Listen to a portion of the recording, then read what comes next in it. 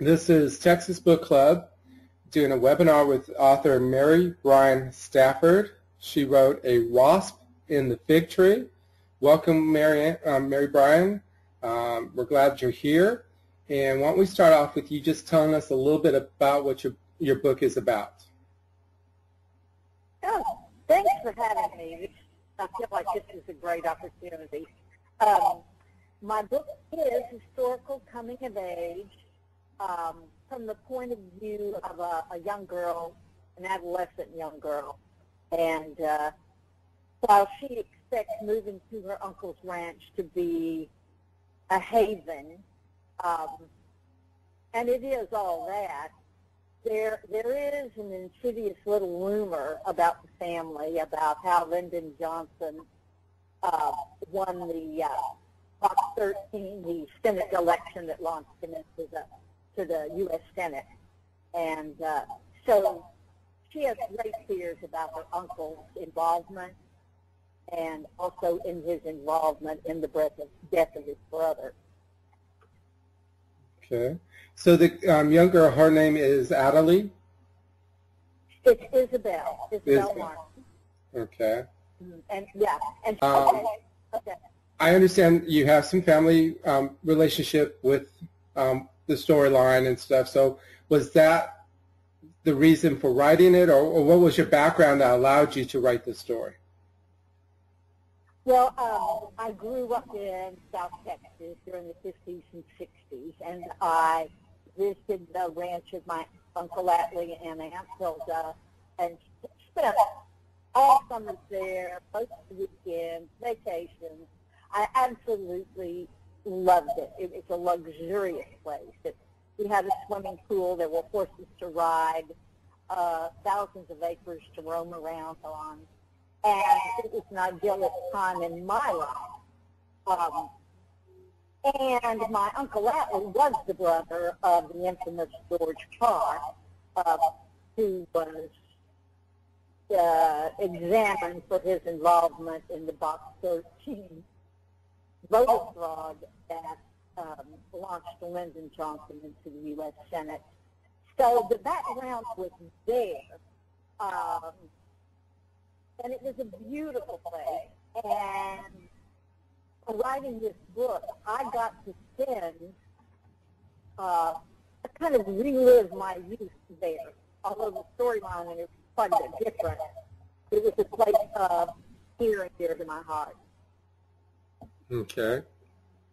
And you chose to use real names in this. How come? Well, I didn't for the longest time. And at the last minute decided they're all dead. There's no point in trying to conceal who they were, because anybody from South Texas would know who the Parrs were and would know the kind of the legend that surrounded them. But not that I thought, if I used the real names, I might attract a greater audience. Because in Texas, a lot of people know about the Parrs and know about the family. So that's why it was the very last minute I decided to do that. And what kind of feedback have you gotten from people who are familiar with the story? Oh yeah, they're very interested. They're very interested. Of course, they knew where I, ventured off from the truth. But yeah, they kind of smiled knowingly and said, "Yep, that's the way it was." Okay. And from your memory, what was George Parr like? Well, he would come visit occasionally to my uncle's ranch, and he was kind of a shadowy figure. He was very droll. He was kind. He was really nice guy, and I liked him just fine. So that was all I knew of him personally until later in my life, when I was grown and had my own family, and then some of the truth about George Parr changed the light for me. Did George really have anything to do with the election fraud? I mean, No, yeah, he did. He managed to get away with it. They investigated him. The Texas Senate, always investigated him, and he kind of, like in the book, he kind of went from a suspicious person to the hero of the Democratic Party in just a few weeks. And they decided to let the election stand, although it was an 87-vote victory. Names were pulled from graveyards, all transported right down the line, and it was so obvious. It was Texas politics, and he got away with it. Cook Stevenson raised Cain and said it was, it'd been cheated out of an election, and it was quite a to-do, but George, he got cleared from it. So Johnson's election stood, and he did go to the U.S. Senate, and there, of course, probably he made his greatest contribution to American government. yeah. And did you know George when he committed suicide? Were you there? Yeah. No, I was not there. I was nearby. I was in Corpus. I was a grown woman, had my third child. I was in my 30s. So, yes, I knew George. I knew that he had the previous day had been convicted of income tax evasion, and that he was going that next morning to get his sit-up.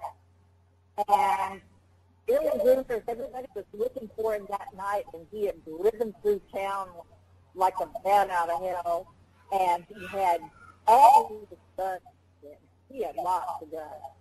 And his wife was worried about him, and the next morning he was found dead at my uncle's ranch in kind of an isolated area. I call this a camillennial. It was really what we call Santa Tierra. But he was found dead. And there were lots of rumors that someone else had killed him. His wife was sure someone else had killed him. But it was obvious, pretty much, it was suicide. And, of course, my uncle had died, let's see, 8 years before.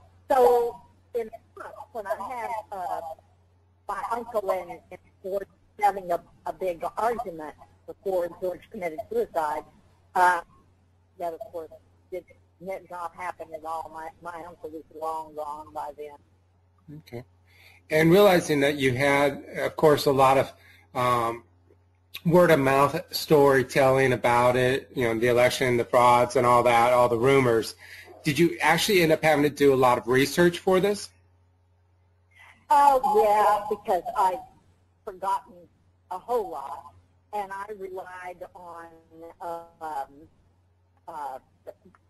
many books have been written about the Duke of Duval, and one of them was called The Fall of the Duke of Duval, and let me see if I can find it, and that was by Johnny Clark, and then and The Life and Times of Lyndon Johnson by Ronnie Duggar, and of course there were numerous magazines and newspaper articles that covered it. Okay. So what made you come up with the title, A Wasp and a Fig Tree? Well, my aunt, this was years and years later, of course, my aunt had moved to Corpus, and she missed the ranch, but she also hated to be isolated out there. So, but one day we were sitting in the kitchen, and she said, "Oh, I'd just love to get some pigs at the ranch." And I was eager to go. I said, let's go. I'll ride you. And she said, she said, no, the birds are all ways out. They probably got most of the figs already, and there's always a wasp in the fig tree. And I go, bingo. and so, and of course I used the title as this wonderful move that Izzy thought would save her life had a lot of little problems attached to it that she had never been exposed to before. Yeah. So what was the main drive for you to write this? Oh, I think because I love the ranch so much. I loved that place. It was a place from the time I was 5 years old till, my 60s that it was my home. It was the one place that never changed. And I had so many wonderful memories there. And I just kind of wanted to relive it. So back to the place I love. Do you have any particular characters that you enjoyed writing more than another? Well, I kind of loved them all. I think I wanted to be sure to exonerate my uncle from his association with his brothers. So I love talking about him and writing in his character. There were so many I enjoyed. Not particularly enjoyed writing about a fictional character, the carpenter that was really a Texas Ranger. He was fun to write, and he was kind of a mentor to the kids.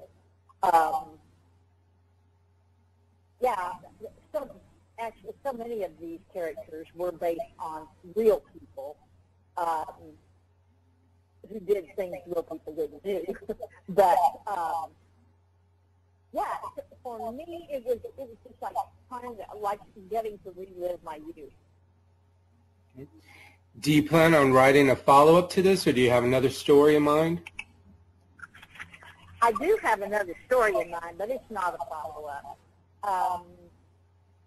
My next book is tentatively called Small Odyssey, but it is based on family and based on my grandmother's family when they came to Texas from Missouri at the turn of the 20th century. And I started out trying to make it a child's book and then realized I can't write for children.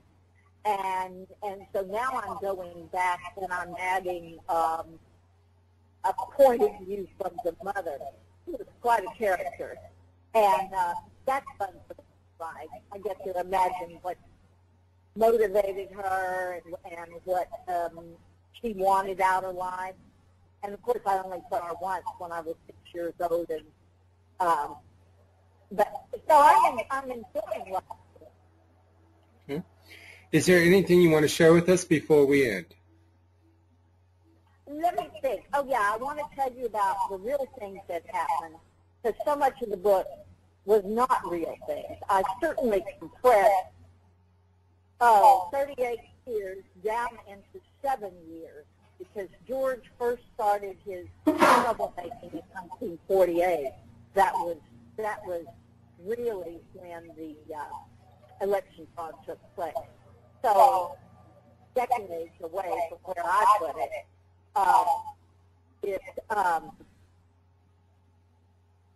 we did have a gas well blowout at the ranch, and Redditor did come to put it out. I wasn't there when it happened, but we did not have a hurricane.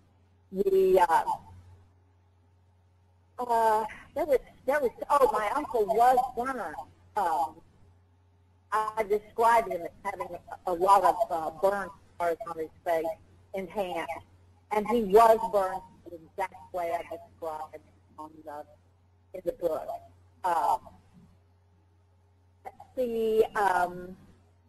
The family, the Panic family, did have a little girl who was born with a congenital heart defect, and I did go to her wedding. I was much older than the girl in the book, but that made an impression on me and broke my heart. And it was part of the difficulties the Hispanics had at the time. Let me see. And my uncle sadly did trust his brother George. And when before he died, he told him, you can trust George to take care of you. Well, not really. George told her he would pay her taxes instead of paying her direct lease for the land. And he just got a receipt, didn't really pay the taxes. He was kind of drilling sideways into her oil and gas hands. Yeah, he wasn't able to be trusted, and I think it's kind of a sad thing that my uncle did think he could trust him. And I guess that just adds to the, to the capacity George had for intrigue that he would do that to his brother's widow. So, yeah, I kind of wanted to set the course straight on some of that. When people are done reading your book, what do you hope they take away from reading it? Well, I hope they come away with a real good sense of what South Texas is like, certainly what the politics were at the time. And I think some of the difficulties Hispanics had at that time, the one girl, kind of Izzy's nemesis, is fighting through all that. She's becoming educated. She's in the end going to go off to college, and this is certainly a break from her family's existence as itinerant workers, and the change. The other thing I'd like them to see is the change they see in Izzy. She comes in and she doesn't speak Spanish, and she's like, who are these people? And one friend, one gringo friend, and he's a very important character for her. But she also learns to adjust and become part of this society that she was kind of dropped into along the way. Okay. Well, I thank you very much for your time. Okay, that's great. Thank you. I appreciate your going to this effort for us.